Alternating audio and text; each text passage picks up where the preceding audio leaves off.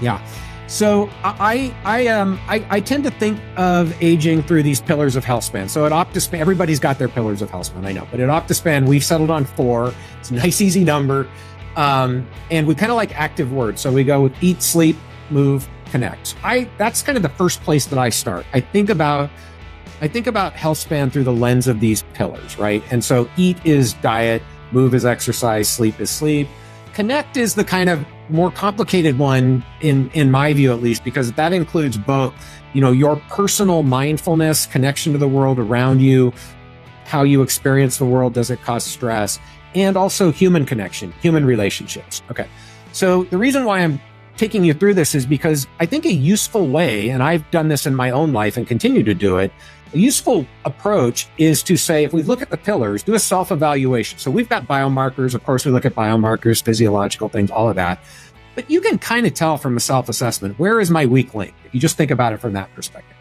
So over the last 5 years, I have made a pretty big investment in my own health. And I feel like I've gotten 3 of the 4 pillars pretty dialed in. So I eat a much cleaner diet than I used to. As I've already alluded to, I tend to avoid foods that are high in simple sugars or added sugars. I certainly eat a lot less processed or ultra processed food than I used to.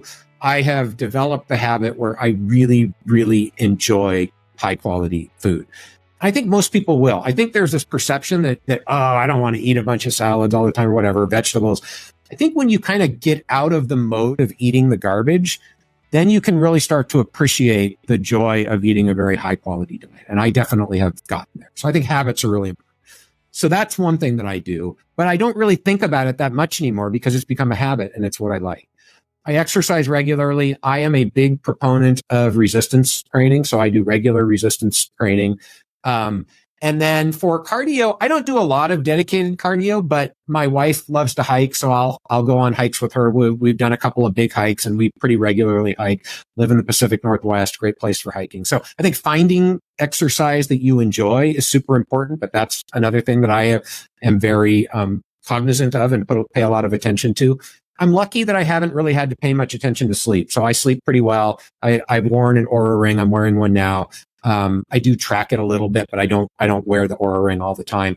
The one thing I would say there, and this isn't only for sleep, it also applies to nutrition as well, that I've done that has probably had the biggest single impact is I've basically cut alcohol out. So I used to drink certainly more than I should. And I basically cut alcohol out. And again, I'm not saying you can't drink. I still will have a beer or two with friends or a glass of wine or whatever once in a while. But I think to the extent, if you are drinking every day and it's more than one European size drink a day, you probably want to take a look at cutting down on alcohol. But for sleep in particular, alcohol is the killer. And so I think that has a big impact on sleep quality. So all of that is to say, I've got those 3 pillars relatively dialed in. I don't feel like I have to work hard because they become habits. Still can improve for sure. But I think the connect pillar is where I need to do the most work now. And so that's where I'm focusing my attention, and particularly strengthening and building new relationships with people. So I think that's not uncommon for middle-aged men. And certainly in my own life, that's the weak link that I see. So that's what I'm focused on right now.